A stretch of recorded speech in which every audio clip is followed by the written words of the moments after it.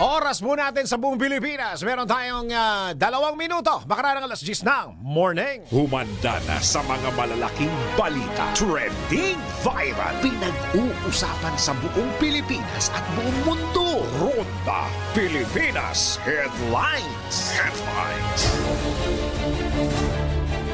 Narito na mga headlines sa Ronda Pilipinas. Ronda Pilipinas. Viral na pulis sa SOCMED nananawagan ng pag-aalsa laban sa gobyerno matapos ang pag-aresto ng ICC kay dating Pangulong Duterte. Kinasuhan na. Ronda Pilipinas. MRT3 General Manager Oscar Rabongon sinibak na sa pwesto. Extended operating hours ng MRT3 target ipatupad sa susunod na linggo. Ronda Pilipinas. Alaga ng refund ng Meralco sa mga customer, posible pang magbago. Ronda Pilipinas. Lebanon at Syria nagkasundong ceasefire. Ronda Pilipinas. Creamline Cool Smashers at Petrogas Angels handang magpasiklab sa PBL quarterfinals. Ronda Pilipinas. At nag-iba na nga ba ang direksyon ng amihan at lalamigin na ba tayo ulit dito po sa Metro Manila? Alamin natin mamaya sa live weather report ni Daryl Justin. Ronda Pilipinas. Showbiz! Regine Velasquez tinupad ang pangarap ng American singer na magkaroon sila ng duet. Ronda Pilipinas. At meron ba kayong kakalawanging tangke, yung kinakalawang ng tangke ng LPG? Alamin ang kaparusahan ng nagbenta sa inyo yan. Sa NBI, naku, bawal ito. Ronda Pilipinas. Ay, nako, katanungan, delikado nga bang maligo pagkatapos kumain? Alamin mamaya sa Let's Prove It. Ronda Pilipinas. Senator Bongo, isinulong ang mas mataas na sahod at proteksyon para sa mga social workers habang nasa trabaho sa inihaing panukalang batas. At tanong ulit, naiparamdam na rin ba ng samahan ng mga manindang Pilipino ang alaga at suporta nila para sa mga vendors sa Laguna? Alamin mamaya sa Siyasat Presents DWIZ Track Record Report. Ronda Pilipinas. Ang mga malalaking mga balita, ang mga matitinding mga pinag-uusapan, ang mga maiinit at pinagtatalunang mga issue. Lahat hagip, lahat malalaman. Hindi lang sa buong Metro at Mega Manila. Kasama na ang buong Pilipinas. Hahagupit na ang mga malalaking issue sa Ronda Pilipinas. Live na live sa DWIZ AM Metro at Mega Manila. Naka-live din sa DWIZ News FM Regional Stations. Naka-live din sa Radyo Ronda AM Radio sa Pilipinas. Live ding mapapanood sa Aliw 23 Free TV. At naka-live din sa lahat ng DWIZ Digital News accounts, Facebook, YouTube at DWIZ News website. Ronda Pilipinas. Wala nang mahuhuli sa balita. Wala nang maiiwanang issue na hindi mo alam. Ngayon, updated ka na sa Ronda Pilipinas. Kasama si Dennis Antenor Jr. Ronda Pilipinas. I'll light the fire. Oh. You place the flowers in the vase that you bought today. Puro tula. Parang Staring at the fire. ito po ang senior moments. Mga kababayan. Sige, tuloy mo. sa mga may Sige. sa mga may pagkagusto sa mga awiting Sige, tuloy mo. noong nakaraang dekada 70 at 60. Atin po yang bibigyan ng pagkakataon upang marinig na naman sa himpapawid. Ito po ang inyong Sige. Sandali, senior moments. Bakit nasa social media ngayon to?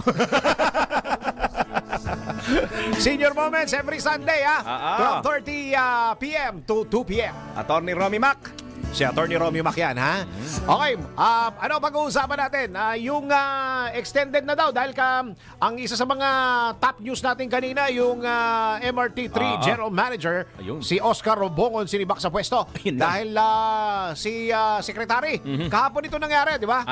Sumakay siya sa MRT3 at nalaman niya na mahirap talaga ang buhay ng Nagko-commute sa MRT. nagko-commute talaga sa MRT. Nakita niya ang hirap ng mga kababayan natin. Kinakausap niya nga Kinakausap niya. Ano ba Tama. sa tingin ninyo dapat gawin dito? Tama, Ayun. tama. Ayan, yan. So mga nanonood sa Aliw Channel 23, yan po yung video na yan. Yan. Ayan, oo. Feeling ko talaga yung mga tao dyan ang una sinabi nila, kailangan po namin na mas mahaba ang oras.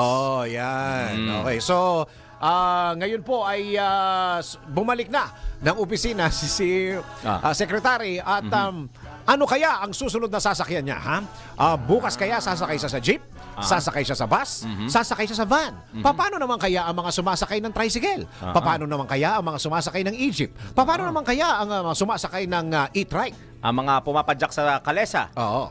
May kalesa ba pa? Oo. Siguro ang pinaka-message natin kay Mr. Secretary. Ayan. Secretary, kahit hindi na kayo sumakay dyan, alam nyo nang napakahirap talaga ng buhay ng isang commuter. O, teaser na yung MRT3 sa kanya. Oo. Oo. Tingin lang ho kayo sa social media ninyo. Makikita ninyo kung gaano kahirap.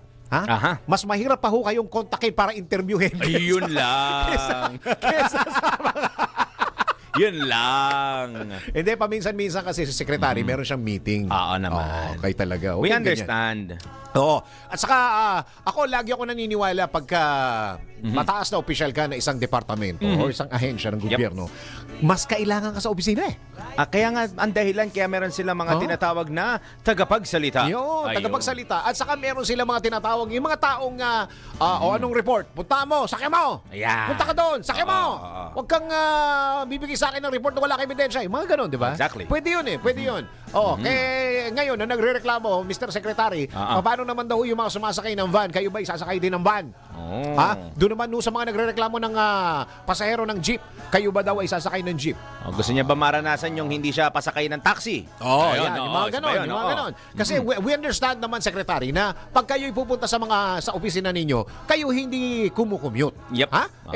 May sarili kayong sasakyan. Of course. Oo. Pero nakikita na ninyo kung gaano nakahirap ang buhay ng mga pasahero. Oo naman. Pagka sa araw-araw nakikita ninyo kahit kayo ay nakasakay sa inyong magara at magandang couch. Oh, exactly. Oh, di ba? Hindi nyo na kailangan sumakay diyan. Nagrereklamo naman. Paano naman, Mr. Secretary, Ayan. yung kaming mga nakasakay sa jeep? Oo nga naman. Paano naman kami? Oo. Baka pag ikaw ay sumakay sa jeep, meron din gawing pagbabagod bumaba yung pamasahe. Kukonsolidate nyo ba kami? Oo. Ayan, yung driver ang magtatanong sa kanya naman. Yan. Wala na. Hindi na nga daw matutuloy. Hindi na. Ayun, pasado. Bibigyan pa daw ng oras. Check na yan, check. Okay. Sabi nga ng Senado, bibigyan pa ng... di ba dati sinabi naman talaga ng mga senador na hindi pa tayo masyadong handa diyan dyan sa consolidation na yan, pero tinuloy pa rin. Pero pag upo ni Secretary Dizon, Stop. yan ay stop.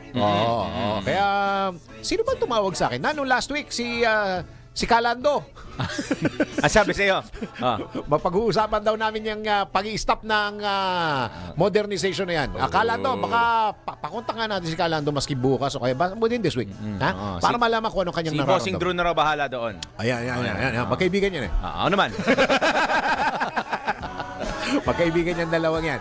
At laging nag-uusap. May isa pa ako hinihintay. Kung magbubuk ba siya ng mga booking apps. Sino? Si Secretary. Yan. Isa pa yan. Isa yan sa mga pwede pag-usapan kay Calando. Kung gaano katagal bago siya makatanggap ng booking. Basta Calando, pagka may tatawag ka sa akin, itawag mo na lang kay Drew. Kay Drew na lang. Ipinasa no? Hindi, magandang araw kay Calando Good morning. Marquez. Ha? Oo, Ano siya? L-top ba siya? L-top? L-top. Yan. Magandang Good araw. morning. Barkada natin yan, si Calando. naman. Nasa kabila pa tayo. Barkada na natin yan. Nandito ka yan. na. Barkada pa rin natin yan. Magandang araw, Pilipinas. Ito ang Ronda Pilipinas. Live na tayo sa DWIZ 882. And of course, live din po tayo sa DWIZ News FM regional stations sa buong Pilipinas. And of course, sa Radyo Ronda at sa mga ginagawang radyo, kanilang mga TV, Aliw Channel 23 at DWIZ News TV. Ako ang inyong magiging tagapagbalita. Kami ng dalawa ni Daryl. Ako si Dennis. Tumutula, Pagkurang talaga. Dennis Antenor Jr. Ronda Pilipinas. Ito ba isang inaabangang balita kinasuanan ng Quezon City Police District ang isang lalaking pulis na nagpost sa kanyang social media page ng umano'y pambabasto sa Administrasyong Marcos. Sinampahan ng reklamo ng QCPD si Patrolman Francis Steve Talyon Fontillas na dating nakatalaga sa District Personnel and Holding Admin Section bago nag-awol noong Marso 6. Inciting to sedition o paglabag sa Article 142 ng Revised Penal Code in relation to Cybercrime Prevention Act of 2012 ang isinampa ng pulisya laban kay Fontillas dahil sa umano'y partisan post nito sa kanyang Facebook page. Viral po ngayon sa social media ang video ng pulis kung saan kinuwestiyon nito ang pag-aresto kay dating Pangulong Rodrigo Duterte kasabay ng pagbatikos sa pamamalakad ng PNP sa ilalim ng kasalukuyang administrasyon. Hinihikayat din ito ang mga pulis na mag-aklas laban sa gobyerno. Parang nakita ko itong post na ito. Samantala, muli namang nagpaalala ang QCPD sa mga pulis na dapat non-partisan o walang kinikilingan o pinapanigang grupo o tao ang lahat ng mga miyembro ng pulisya at iwasan ang pag-post ng mga biased contents sa kanilang mga social media platform. Ronda Pilipinas. Nilinaw ni dating presidential spokesperson Harry Roque na hindi kabilang si Vice President Sara Duterte sa defense team ng kanyang amang si dating Pangulong Rodrigo Duterte sa kasong kinakarap nito sa International Criminal Court o tinatawag na ICC. Ayon kay Attorney Roque, nagpalista lamang ang Vice Presidente bilang legal counsel pero hindi para kumatawan sa kanyang ama sa ICC. Nag-apply lamang siya, anya, ang nakababatang Duterte bilang legal counsel para mabantayang maigi ang ama bilang isang miyembro ng pamilya. Ipinaliwanag din ni Roque sa kanyang Facebook press conference na alinsunod sa 1987 Constitution ay pinagbabawalan ng mga halal na opisyal na gamitin ang kanilang profesyon habang nanunungkulan. Si Dennis Antenor Jr. Ronda Pilipinas. Samantala, tanggap po tayo ng isang report. Speaking of Attorney Harry Roque, pag-apply para sa political asylum sa Netherlands, prerogative po yan ni Attorney Roque, ayon po yan kay Senate President Escudero. Alamin natin ang report ni Patrol 19 na Sally Ortega Bueno. Ate Sally, go! Prerogative ni dating presidential spokesperson Harry Roque na mag-apply para sa political asylum sa Netherlands. Ayon kay Senate President Chis Escudero, nasa kamay ng pamahalaan ng Netherlands kung pagbibigyan o tatanggihan ang hiling ni Roque na political asylum. Si Roque na wanted sa bansa dahil sa kinakaharap na kasong human trafficking sa Department of Justice at warrant of arrest na iniissue ng Kamara de Representantes ay biglang lumantad sa The Hague, Netherlands matapos maaresto at dalhin sa International Criminal Court si dating Pangulong Rodrigo Duterte. Ito'y para tumulong at maging bahagi siya ng legal team ng dating Pangulo. Samantala, hindi batid ni Senate President Escudero kung uobra na ipaaresto si Roque sa tulong ng International Police habang ito'y nasa Netherlands. Ito sa Patrol 19, Sally Ortega Bueno para sa impilang metodong lakas sa DWIZ. Nagbabalita ng tama, naglilingkod ng tama. Kapag may bagong balita, naka-on air, agad-agad, DWIZ Patrol Report. At alamin na natin kung ano ang magiging weather for today. Eto na. Pinakahuli, pinaka-latest, pinaka-napapanahon, whether we like it or not, ito ang magiging DWIZ Weather Report. Ano ang magiging weather for today? Kahapon medyo malamig-lamig ang simoy Ayun. ng hangin. Ayun, pwede pala kayo mag-join ni Angelo Bainyo. Bakit yung tatawa? Ano ba? Ano ba pinagagawa ko? Bigla na lang Sinimulan mo yan eh. Hindi, masarap talaga maglakad Oo pagka, naman, pagka malamig ang hangin. Malamig naman talaga ka. Mga bada alas 8, alas 9 ng gabi kahapon. Hindi Malamig. kagabi, parang mga 5 o'clock pa lang malamig na yung simoy ng hangin. Pagbigyan niyo na, magbe-birthday naman eh. Oo nga pala, pagbigyan nyo na. Pare, pagbigyan nyo na, pare. Pero ka ba dyan, yung umi-echo? Ay, naku, alam ko na inuuna mo sa video kay boss. Malamig siw yung hangin. Maski hindi Pasko. Yung pa rin yung kanta. Himig Pasko. Tapos, sorry may napunta na akong kainan bago mag-weather report. Sabi ko, sarap ng kain ko, makain akong bangus. Bangus yung daing na bangus. Tapos, favorite ko yan. Oo naman. Dagupan pa ba? Yan, kain ng boss. Biglang, 10. Tandaan mo yung date, March 15. Sabi ko sa kahera, Ate Halika. Sabi niya, ano yan, sir? Ilang oras na lang ba magpapasko na ba ulit dito sa inyo? Bakit? Christmas song. Christmas song. May mga taong gano'n. Di ba sa may Pampanga, yung sa Pascuhan Village, di ba all year round, di ba? Ang Christmas song doon. Buti hindi napapagod si Jose Marichan doon. Ay, hindi. So, doon siya nakatambay pag walang ano. Oo. Oo nga, no? Dapat doon siya nakatira. Uy, nakikinig din sa kabila sa home ko talaga, boss. Si Jose Marichan, nakikinig din daw siya sa DWIC, diba? lalo na pagka nasakyan na siya. Hello po, sir. Sumisilip-silip din pagka-trap. Gumagano sa salamin. Magwe-weather na nga ako. Weather na. Hoy, may amihan. Kaya po kumakanta si Bossing ng malamig ang hangin. Amihan po sa buong Luzon. Bahagya nga, mas lumaki yung nasasakupan nitong amihan. Ang Cagayan Valley, Aurora at Quezon, cloudy skies, maulap na papawirin na may mga pag-ulan. Yan po ang asahan ngayon, habang sa Metro Manila naman at nalalabing bahagi ng Luzon, bahagyang maulap hanggang sa maulap na papawirin na may mga kalat-kalat na mahihinang mga pag-ulan lamang. Dala nga po ng epekto ng huling bugso ng amihan. Habang easterlies naman na nakakapekto nakakapekto sa nalalabing bahagi po ng bansa na magdadala ng maulap na papawirin na may mga isolated rain showers o thunderstorms na may kadalasan makakatamtaman hanggang sa malalakas na mga pag-ulan. Dulot po ng easterlies lalo po sa may bandang Mindanao. Bagamat ngayong araw at hanggang sa katapusan ng buwan, wala pong inaasahang TCLV, bagyo o LPA na papasok o mabubuo sa loob at labas ng Philippine Area of Responsibility, kaya maganda pa rin magplano ng inyong mga layas. Gaya ko, nakapagplano na ako, napaalam ko na nga. Di ba, boss? Ganun ba? No. Di ba napaalam ko na, di ba? Parang wala pa. Wala pa ba? Giya! Parang Tinawag, wala sige. pa eh. Hindi mo sure. Check your email. Wow, check your email.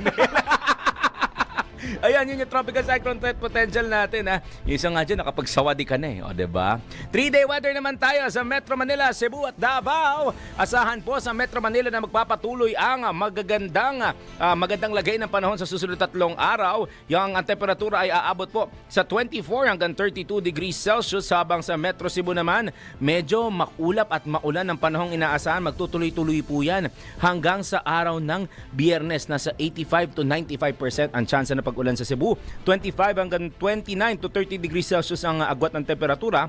Habang sa Metro Davao naman, cloudy skies at may mga pag-ulan din na nasa 55 hanggang 85% chance of rain. Nasa 24 hanggang 31 o 32 degrees Celsius ang magiging agwat ng temperatura. Heat index check naman po tayo sa araw na ito. 3 pinakamaiinit na heat index sa ating bansa ngayong araw ay nagbabalik ang Dagupan, Pangasinan. Danger level, 42. Mainit na naman sa amin, Yes, 42. Danger level po yan, Danger level, Dagupan, Pangasinan. Tapos ang Coron, Palawan at ang Giwan, Eastern Samar, parehas po nasa 41 degrees Celsius. Kaya, Naku, malapit extreme na ang caution. Bangus Festival sa amin. Katapusan ng April. April 30. Holiday Pumunta sa Dagupan. tayo dyan sa Bangus Festival. Katapusan ng April, tama? Ayun. Tapos ang Bangus Festival, tama no, Kuyang Orly, ang Bangus Festival, pagkatapos ng Bangus Festival is Pistay Dayat. May 1, di ba? Pistay Dayat yan eh. Pistay Dayat is fiesta ng Dagat. Ang correspondent daw po siya. I'll be there.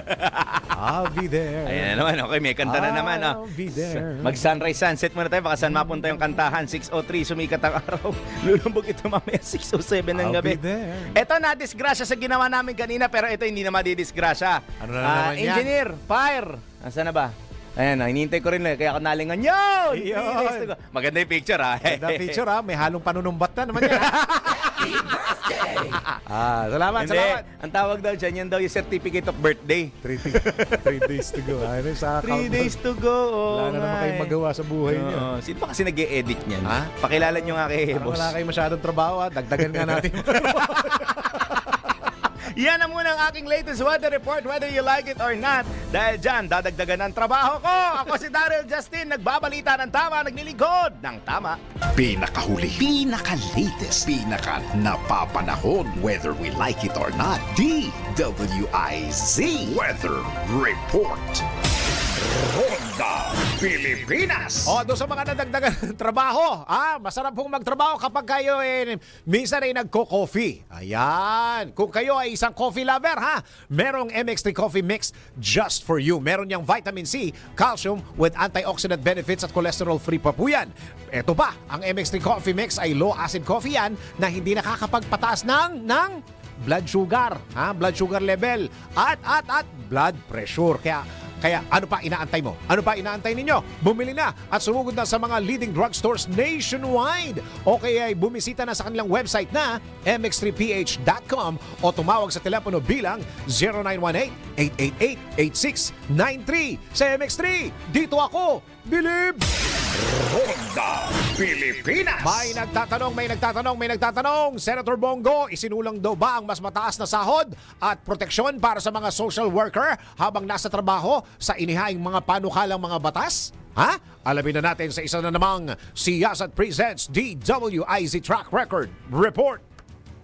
Bukod sa pagpaparamdam ni Senator Bongo ng malasakit para sa mga pasyente, senior citizens at mga estudyante, natulungan na rin ba niya ang mga social worker? Malaki pa man din ang kontribusyon nila sa buhay ng mga Pilipino. #IC Track Record. Talaga bang may nagawa na siya sa bayan? Alamin, iboto ang tama, itama ang boto. Siyasat presents DWIZ Track Record. Sa patuloy na pagsisiyasat ng aming research team na pag-alaman noong 2023 ay isinulong ni Senator Bongo ang SB 1707 o ang Competitive Remuneration and Compensation Packages for Social Workers Act of 2023 na naglalayong mabigyan ng tamang kompensasyon ng mga social workers sa pamamagitan ng compensation packages mula sa Department of Social Welfare and Development o DSWD at iba pang kaukulang ahensya na binubuo ng hazard pay, compensation for workplace injuries, insurance at iba pang incentives katulad ng scholarship at training. Bukod pa riyan ay nais din nito na itaas ang sahod ng minimum salary ng Social Welfare Officer 1 at hindi dapat bababa sa salary grade 13. Nasa ilalim din ng panukala ang lahat ng registered social workers sa ilalim ng gobyerno ay maprotektahan laban sa diskriminasyon kabilang na ang kasarian, sexual orientation, harassment at iba pa. At yan ang track record ni Mr. Malasakit. Para sa Siyasat Presents DWIZ Track Record, ako si Daryl Justin, nagbabalita ng tama, naglilingkod ng tama. Ngayong alam mo na, gawa na ng listahan ng iboboto mo. Iboto ang tama, itama ang boto. Siyasat presents DWIZ Track Record. I-message mo na kami sa aming Facebook, TikTok, or YouTube kung kaninong track record ang gusto mong ipacheck. Ronda Pilipinas. Pilipinas, ang ating oras. Ayun, 25 minuto na, makaraan ng alas 10 ng morning. That time check was brought to you by MX3. MX3. Dito ako, Believe. Ronda Pilipinas. Si Dennis Antenor Jr. Ronda Pilipinas. Tuloy-tuloy mga balita at impormasyon sa Ronda Pilipinas. Oy, ano ngayon Hindi natin malaman kung mainit, aaraw, uulan. Ngayon medyo makulimlim naman. Medyo hindi tayo ganun kainit sa ating lugar. Lalo na dito sa Metro Mega Manila. Pero hindi ko lang alam sa ibang bahagi ng bansa. Pagka kayo mainit ang ulo ninyo at sumakit ang ulo ninyo, minsan damay ho ang buong katawan diyan dyan Isa lang ho ang solusyon diyan, makakatulong talaga ang mag-Herbalaya Liniment Oil na po kayo. Dahil sa Herbalaya Liniment Oil, siguradong ginhawa agad ang mararamdaman ninyo, mararamdaman mo. Kinilala yan sila ng Asia Pacific Awards Council, Q Asian National Product Quality Excellence Award at Elite Business Award na siyang patunay na quality, quality, de kalidad ang Herbalaya, lalo na ngayon masakit ang ulo natin dahil ibabalik ng Meralco yung 20 billion, walang interes. Masakit sa ulo yan, Sa bagay, pagka inilagay mo sa bangko, yung 20 billion, kung 3 years yan, malaki-laki ang ano yan, ang tubo niyan. Kaya, pagka kayo sumasakit ang ulo ninyo, pinag-uusapan ang inyong mga electric bill, ha? Huwag kayo nagtitiis-tiis ng mga sakit-sakit na yan, ha? O, yung mga sakit ng ulo na yan, ha? Mag-Herbalaya Liniment Oil na kayo. Bakit? Dahil amoy nakaaya-aya sa bawat pahid ay ginhawa. Ronda Pilipinas. Tuloy-tuloy mga balita at impormasyon sa Ronda Pilipinas. Oy, pag-usapan ho natin ito. Alam ko kahapon po ito pinag-uusapan, itong pagbabalik ng Meralco ng halos 20 billion pesos. Ha? Marami hong nagtatanong ng mga kababayan natin. Sabi ng mga kababayan natin, paano ko mararamdaman yan? Ha? Ano ba ang computation diyan? Ha? Kung dalawang taon na sumobra ng singil at ibabalik na lang, gano'n na lang ba yan? Ayos ba? Pwede ba sa drama? Ha? Isa na namang DWIC drama. Nasa linya na natin ang presidente po ng National Association Electricity Consumers for Reforms Inc. NASECOR. Nasa linya na po natin ang kanilang President Mr. Pete Ilagan. Sir Pete, magandang araw. Magandang araw din sa iyo. Opo, Sir Pete, alam ko po na isa kayo sa mga nagbabantay dito sa issue na ito. Itong regarding dito sa pagbabalik at sobrang singil ng Meralco na ginawa po sa ating mga bills. Ano ho ang take nyo rito? Itong kaya kami ho napatawag sa inyo dahil isa ho kayo sa mga nagbabantay. Go ahead po, Sir Pete. Well, unang-una, nalulungkot tayo dahil din natin nakita ang proteksyon ng Energy Regulatory Commission dito sa Sole, nitong alok ng Meralco na 19 billion. Opo. Kapag kung maalala natin, hindi ito ang kauna-unang pagkakataon Tama.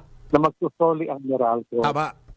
Noong nakaraang 2 taon, ay nagsoli ang Meralco ng 40 billion. Pero hindi natin ito naramdaman. Bakit? Dahil inutay-utay ito nila ng pagsoli at hindi sinaad sa bill ng mga consumers kung magkano ang nararapat niya at aasahang tanggapin. Ganon din dito. Hindi rin sinasabi kung magkano ang matatanggap ng isang consumer. So, kung tayo ay bulag doon, anong kaginawa ng ating aasahan? Ikalawa, hingin na natin sa sulat natin ng February 19, dapat one-time cash refund ang ipag-utos ng Energy Regulatory Commission sa Meralco. Nawala kayo, Sir Pete. Ano sabi niyo po? One-time cash refund? Sabi niyo po? Yes, one-time cash refund. At isaad sa ating bill kung magkano ang matatanggap ng bawat isang customer nang iplano niya na kung paano niya ito gagamitin, lalong-lalo na doon sa may tip na pangailangan. So, ibig sabihin, kailangan ibalik ito kasi kinuha nga sa atin ng cash ito, so dapat ibalik po ito sa pamamagitan ng cash din po. One time. One time, hindi hulugan. Yes, unang-una, ang perang ito ay alam na ng Meralco na sobrang paniningil. Kaya ito ay kanilang ipinantabi na at tanda silang isoli ito. Ang problema kung yan ay ginamit nila sa ibang gastusin nila. At yan na ibang usapin. Kaya hinihingi natin ngayon na isang bagsakan at kung hindi kaya, ay alamin dapat ng Energy Regulatory Commission kung bakit hindi kayang ibalik ito ng isang bagsakan. Sapagkat ito ay sobrang paninigil na. Kung sobra ito, hindi ito dapat gamitin sa anumang uri ng gastusin. Sapagkat ito ay dapat na maibalik sa mga consumers. Ang sinasabi ho ng Meralco din Sir Pete, ito daw po ay alam ng ERC at pumayag daw po ang ERC na ibalik sa pamamagitan ng 3 taon na Sir Pete. Sapagkat yan po ang mungkahi ng Meralco sa kanyang application. Kaya nga hindi natin makita ang proteksyon na inaasahan ng consumers sa Energy Regulatory Commission na siyang may nandatuhan ng batas. Ni verification at saka sinasabi ng validation ay hindi suportado. Halimbawa, katulad ng binugit ng Meralco na kanyang annual revenue, ito ba ay verify ng Energy Regulatory Commission? Ito ba ay hinigan ba ng ERC ang Meralco ng income tax return na kung saan makikita natin itong sinasabi ng Meralco na annual revenues niya? Inaral ba ng ERC yung annual audited financial report ng Meralco na kung saan dapat makita itong sinasabi ng Meralco na annual revenues niya? Wala ito sinasabi sa kanyang order. Isa pa ho sa mga reklamo ng mga kababayan natin, Sir Pete, yun daw, ganun na lang daw ba yun yung 20 billion na yun? O nasingil nila nung 2 taon na yun na 20 billion? Eh wala ho bang dapat daw kasama sa yung interest doon ho sa ibabalik sa Tama. kababayan natin? Kung binigyan ng ERC ang Meralco ng weighted average cost of capital or kita sa kanilang pamumuhunan ng 14.7%, eh dapat yun din ang nararapat na ibigay na interest doon sa sobrang paniningil. Kasi malaking tulong ho ito sa mga kababayan natin dahil sa iba, 'di ba, pagka na-late tayo ng isang buwan, parang ang susunod na panako sa atin, puputulan na talaga tayo kaagad, Sir Pete. Tama yun. So ang hirap niyan, one-sided. Tayo lang ang pinaparusahan kung tayo ay mauli sa pagbayad. Pero ang Meralco binibigyan ng 36 months. Tayo, 3 araw. Oo, tama. Yung palugit na sinasabi. So yung palang 3 taon na pagsasauli sa mga kababayan natin sa magitan ng monthly billing, ito pala ay galing mismo sa taga Meralco, Sir Pete? Yes, so tama. Yan ay mungkahin nila. So pumayag lang ang ERC, Sir Pete? Yan ang lumalabas. Kaya hindi natin makita yung inaasahan natin proteksyon sa Energy Regulatory Commission. Okay. Ano ho ang pwedeng gawin din Sir Pete? Parang, aray, ano yun? Ano nangyari kay Sir Pete? Naputol? Paki-re-establish yung linya ni Sir Pete. Ha? Tingnan mo nga kung ano nangyari dun sa kanyang... Ano ba yan? Landline ba yan? Landline? Cellphone. Cellphone. Globo Smart. Sabay ka na. Wag na. Walang sasagot, ha? Walang sasagot. Globe ba yan o Smart, ha? walang sasagot. Siguro po, ang tatanong natin, siguro panghuli kay Sir Pete Ilagan, yung ano ngayon ang pwede natin gawin? Ano ngayon? Kasi parang dumadami rin po yung mga kababayan natin na nagrereklamo at naghahanap at may mga suggestion po sila. Even online, when you go online, itong mga issue na itong issue na ito, makikita nyo yung mga suggestion ng mga kababayan natin eh. Oo. Ano nangyari kay Sir Pete? Wala ba? Andiyan na. Ayan. Sir Pete, welcome back. Nawala ho yung linya kanina. Oo nga eh. Opo. Sir Pete, ano ho ang pwedeng gawin din ano ho ang pwedeng gawin ng grupo po ninyo para ito'y kahit papaano ma-revise yung desisyon at mabago? Go ahead. Nag-file na tayo ng motion for reconsideration kahapon. Opo. At inuulit na natin itong ating hiling sa Energy Regulatory Commission na i-consider yung ating sinasabi na ang refund ay dapat na one-time refund. Cash refund. Cash refund. With interest, Sir Pete. Yes, at kaginawahan ang mga consumer. Opo. Saka yung binanggit nyo kanina, yung unang-unang sinabi ninyo, hindi ho first time ito na nangyari. Hindi to first time dahil yung nakaraan ay 40 billion na nga ang sinoli Nadagdagan pa ng 8, kaya 48 billion yan. Pero hindi natin naramdaman yan. Kaya yun ang ating nais na bituin. Yung sinasabi nilang kaginawahan na gusto nilang idama sa consumer, hindi nadama ng consumers yung kaginawahan na yan. Kaya ang gumiginawa, pero bilang Meralco. Dahil inabuyunan ng Energy Regulatory Commission. Kawawa naman yung mga consumers na sobrang na nga yung paniningil, ayaw pa isoli ng biglaan. Yun, malungkot. Okay. May idea po ba kayo, Sir Pete, kung paano isasama yan sa bill? May idea po kayo? Hindi, dapat ibigay ng Energy Regulatory Commission yung direktiba na isaad sa bill ng Meralco, sa bill ng mga customer, Tama. kung magkano ang kanilang dapat asahan na refund. Simple lang naman yan. Kung magkano ang rate na singil sa'yo per kilowatt hour, add lang yan ng Meralco yung konsumo mo dun sa lahat ng mga buwan na sobrang kanilang paniningil. Yun. Kung yan ay sabihin natin na 50,000 kilowatt hours ang kinonsumo ng consumer, i-multiply lang dun sa kanyang distribution rate. Halimbawa, sa katulad ko, sinisingil ako ng Meralco ng 2 pesos and 92 centavos per kilowatt hour. Eh, kung yung konsumo ko sa nagdaang 2 taon at kalahati ay 50,000 kilowatt hours, makakaasa ako ng 100,000 na refund. Refund. Dapat ganon. Isaad nila kung magkano ang rate ng customer at kung ilan ang kanyang nakonsumo doon sa panahon sobrang paniningil ng Meralco. Oo. Okay. Sir Pete, maraming salamat po sa oras na binigay niyo sa DWIZ po. Anytime. Maraming salamat din at mabuhay ang Pilipinas. President National Association of Electricity Consumers for Reforms Inc. o NASECOR, si President Pete Ilagan. Ronda Pilipinas. Sino ang susunod natin tatawagan? Maski siguro bukas na lang. Si Manong Joe. Si Manong Joe. Manong Joe Zadelriaga. Yan ang Manong Joe Zadelriaga. Ano yan? Pagka ano kasi, pagka may mga party, mga ganyan, mga occasion, nakikita ko si Manong Joe. Manong Joe Zadelriaga. Ulit, dance. ulit.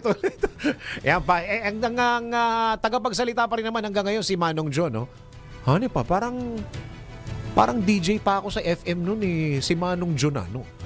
Tagal na rin si Manong Joe, no? Tawagan natin maski bukas kung wala na tayong oras ngayon. Okay, tuloy-tuloy mga balita sa Ronda Pilipinas.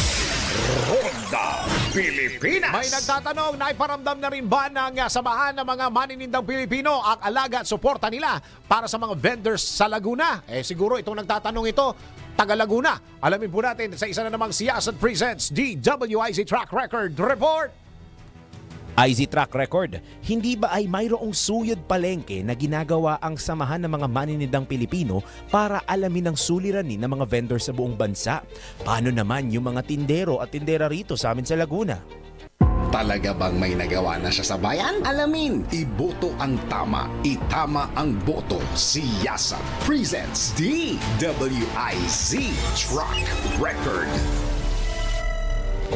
Ayon sa aming pagsisiyasat, nagpapatuloy pa rin ang Suyod Palengke Initiative ng Samahan ng mga Maninindang Pilipino dahil sa dedikasyon ng mga nominees nito na sina Tita Malulipana, Lawrence Pisigan at Deo Balbuena o mas kilala bilang Diwata na masuriin ang kalagayan ng bawat vendor sa buong bansa. Sa katunayan ay bumisita kamakailan lang sina Tita Malulipana at Diwata sa mga lungsod ng Los Baños, Calauan at San Pablo sa Laguna upang kumustahin ang kasalukuyang kalagayan ng mga vendor sa kabila ng mga pagbabago sa produksyon at presyo ng mga bilihin.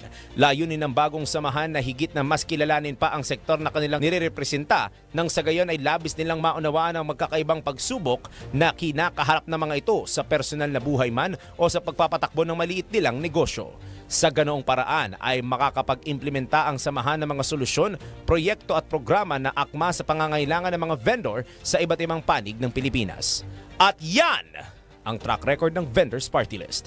Para sa Siyasat Presents DWIZ Track Record, ako si Daryl Justin. Nagbabalita ng tama, naglilingkod ng tama. Ngayong alam mo na gawa na ng listahan ng iboboto mo. Iboto ang tama, itama ang boto. Siyasat presents DWIZ Track Record. I-message mo na kami sa aming Facebook, TikTok, or YouTube kung kaninong track record ang gusto mong ipacheck. Ronda Pilipinas! Ang init! Ang init ba? Mainit ba sa inyo? Ay, baka gusto nyong maligo. Ha? Baka ang problema ay kakakain nyo lang. Ha? Delikado nga bang maligo pagkatapos kumain? Tara, let's prove it. Bago maniwala sa mga claim-claim na yan, patunayan na yan sa Let's Prove It!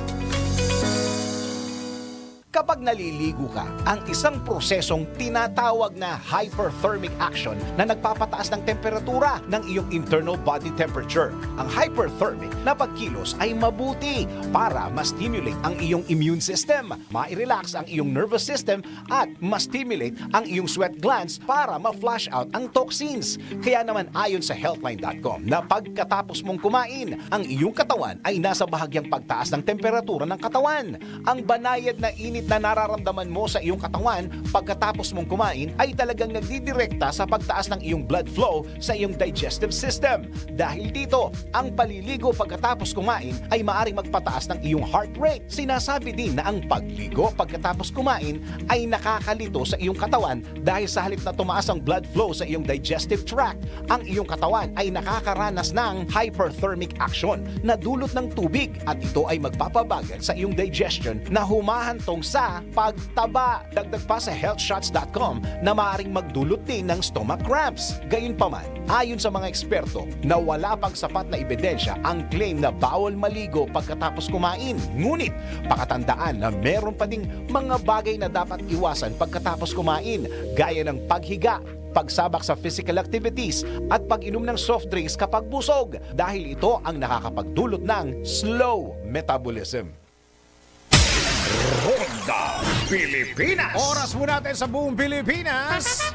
Yon, 13 minuto pa bago mag-11 ng morning. Oras hatid sa inyo ng PhilHealth para sa bawat Filipino. Oras, hatid sa inyo ng Game Zone. Ditay na ako sa di nakaka-stress. Game na game sa Game Zone. Visit gzone.ph. Real player, real game. Ronda Pilipinas. Si Dennis Antenor Jr. Ronda Pilipinas. Tuloy-tuloy mga balita at impormasyon sa Ronda Pilipinas at ngayon sa balitang sports. Creamline Cool Smashers at Petrogas Angels handang magpasiklab sa PVL Quarterfinals. Sports news mula kay Ian Articona.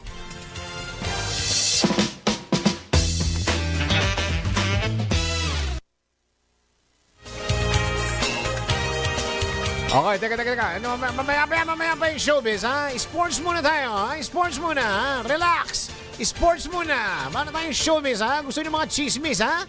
Natin yung minamadali yung mga chismis na yan. Sports na muna tayo. Ayun, balikan na natin si Ian Articona.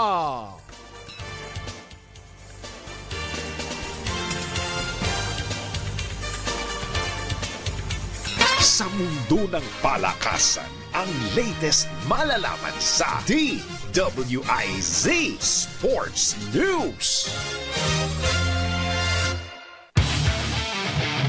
Magpapasiklaban ang mga kupunan sa PVL All-Filipino Conference Quarterfinals ngayong araw sa PhilSports Arena. Sa unang laro ng Best of 3 Series, haharapin ng top-seeded Creamline Cool Smashers ang Cheritigo Crossovers ngayong hapon. Sa pangunguna ni Eliza Valdez, Tots Carlos, Gemma Galanza, Michelle Gumabaw at Bernadette Pons. Layunin ng Cool Smashers na ipakita ang kanilang lakas laban sa crossovers. Samantala sa ikalawang laro ng gabi, magsasalpukan ng Petrogas Angels at ang nag-aalab na Zeus Coffee Thunderbells. Bagamat tinalo ng Angels ang Thunderbells sa kanilang nakaraang laban, inaasahan ng mas matinding bakbakan ngayon, lalo na't parehong determinadong makuha ang panalo ng dalawang kupunan. At yan ang aking Sports News. Ian Articona, nagbabalita ng tama, naglilingkod ng tama. Ang balitang ito ay hatid sa inyo ng Arena Plus. Sa Arena Plus, astig sa sports. Download Arena Plus app now in App Store. You can watch it also on arenaplus.ph. Sa Arena Plus, astig sa sports. Gaming for 21 years old and above only. Keep it fun. Game responsibly. Ronda Pilipinas. Hoy, ngayong Marso, magaganap na ang pinakamaningning na gabi ng Bingo Plus. Ito ang The Bingo Plus Night 2025. Excited na ba kayo? Excited na ang lahat dahil makikiselebrate na sa atin ang mga brightest stars sa Pilipinas.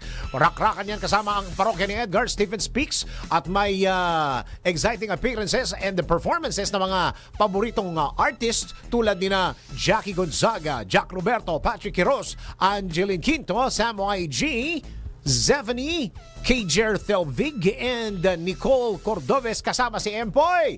Hindi buo ang Bingo Plus Night kung wala ang ating mga celebrity endorsers. Abangan ang nag-iisang Papa P, Piolo Pascual at Chinita Princess Kim Chu. O, pasabog, di ba? Mas unkabogable ang Bingo Plus Night 2025 dahil makakasama natin ang phenomenal box office star Meme Vice Ganda. Bingo Plus Night will happen on March 27, 2025 live on Bingo Plus app and website, ha? Akala nyo tapos na? Ay hindi pa, oy! Marami rin hinanda mga surprises para sa Bingo Plus Night. Kaya sali na sa ultimate lucky spin for a chance to win 300 million pesos and 5 million peso worth ng Kutsi car. Download na ng the Bingo Plus app now on App Store or watch our live streaming sa bingoplus.com. Kaya wag na ho kayong magpapatumpik-tumpik pa dahil dito sa Bingo Plus, bingo sa saya, plus sa panalo for gaming for 21 years old and above only. Keep it fun, game responsibly. Visit pagcor.ph/regulatory or email keepitfun@pagcor.ph. Ronda Pilipinas. Ito na ang latest, bagong-bago, fresh na fresh. DWIZ Showbiz News. Ayan, showbiz na tayo ngayon. Regine Velasquez, tinupad ang pangarap ng American singer. Sino yan? Na magkaroon sila ng duet. Alamin natin showbiz spotlight kasama si Anton.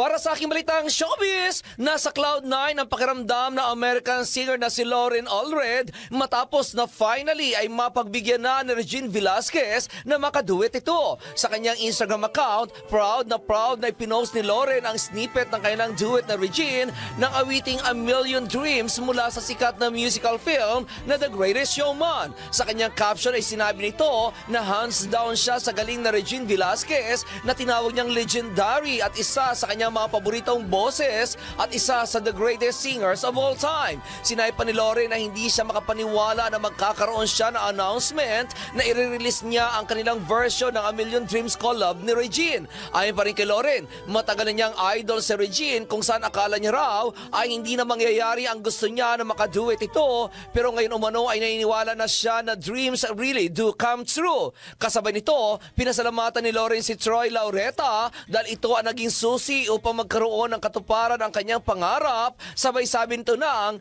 keep dreaming big and remember anything is possible. Si Lauren ang boses sa hit song na Never Enough na nilip-sync ng Hollywood actress na si Rebecca Ferguson, kung saan nalaman lamang na siya ang kumanta nito na mag-audition ito sa Britain's Got Talent noong 2022. At iyan aking balitang showbiz para sa impilang may todong lakas, DWIZ. Ako si Anton, nagbabalita ng tama, naglilingkod ng tama.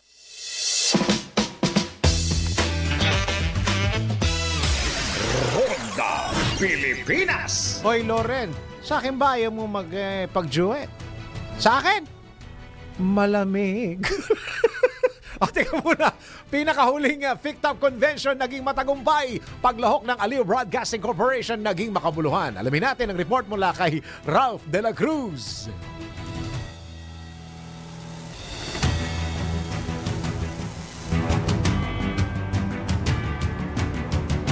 Nawala.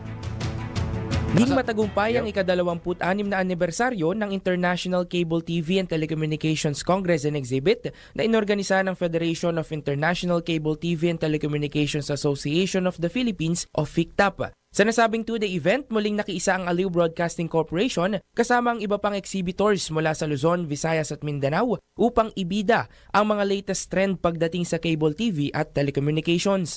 Kasabay nito, ibinida rin sa booth ng Aliw Broadcasting ang kanilang flagship AM station na DWIZ 882, FM station na Home Radio at TV network na Aliw Channel 23. Gayunpaman, lubos na kasiyahan ang nadarama ni Estrelita Neng Tamano, ang national chairperson ng FICTAP. At anya, kung tutuusin na ito na sana ang kanilang ika-27 anibersaryo kung hindi nagkaroon ng pandemya. Sa temang Connecting Lives, Transforming Future, kanilang nabatid na dahil sa patuloy na pag-usbong ng teknolohiya, ang cable TV pala ay maaaring maging daan sa telecommunications sa pamamagitan ng internet. So kami, dahil attend ng convention sa Amerika, sa Europe, sa Asian countries, lahat ng kumumida sa amin sa ibang bansa, ina-attend ng FICTAP Association namin, no?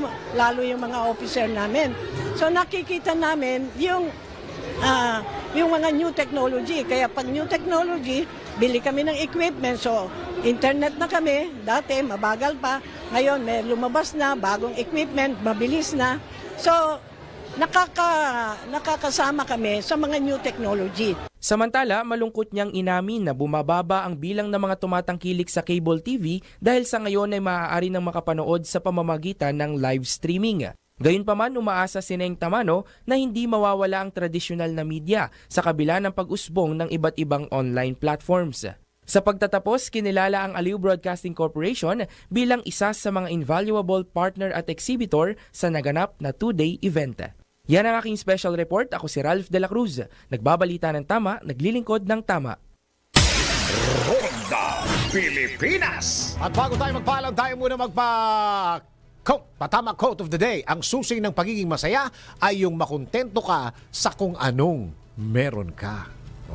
Pero gumusto ka rin ng mas marami, ng kaunti. Ayan.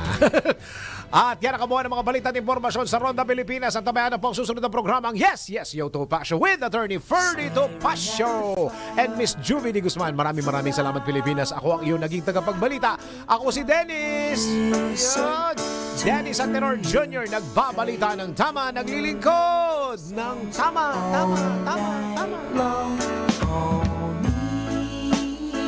Ang mga malalaking mga balita, ang mga matitinding mga pinag-uusapan, ang mga maiinit at pinagtatalunang mga issue. Lahat hagip, lahat malalaman. Hindi lang sa buong Metro at Mega Manila. Kasama na ang buong Pilipinas. Hahagupit na ang mga malalaking issue sa Ronda Pilipinas. Live na live sa DWIZ AM Metro at Mega Manila. Naka-live din sa DWIZ News FM Regional Stations. Naka-live din sa Radyo Ronda AM Radio sa Pilipinas. Live ding mapapanood sa Aliw 23 Free TV. At naka-live din sa lahat ng DWIZ Digital News accounts, Facebook, YouTube at DWIZ News website. Ronda Pilipinas. Wala nang mahuhuli sa balita. Wala nang maiiwanang issue na hindi mo alam. Ngayon, updated ka na sa Ronda Pilipinas. Kasama si Dennis Antenor Jr. Ronda Pilipinas. Monday to Friday, 10 a.m.